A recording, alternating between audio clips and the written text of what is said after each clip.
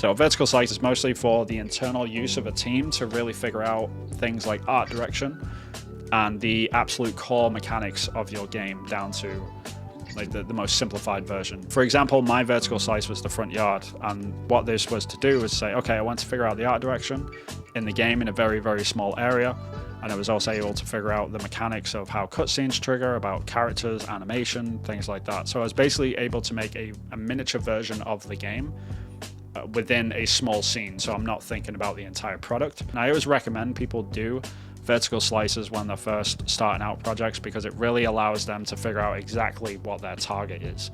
Like, vertical slices are really for you and for internal use, whereas a demo is more for like a wider audience, for either the public or investors and things like that. Like, the slice is a polished final product. This is what the game is going to look like. It's very specific.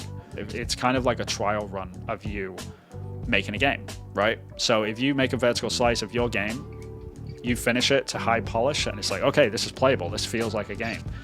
The amount of confidence that you're going to get out of that is just astronomical, right? Because you're going to be like, I've made this before. So when you go to the next area, like I'm doing in Long Gone, I'm like, I know this is going to work because I already did it over here.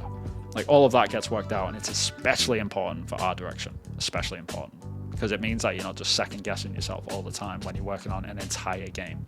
Because if you grey box the entire game and you started slowly putting artwork into it, like, you're going to have that anxiety until you get one area finally finished, right? But a vertical slice will just give you that confidence straight away for free at the beginning, and then you don't have to worry about it anymore. All this makes sense for my monkey brain. Hopefully that's a good sign.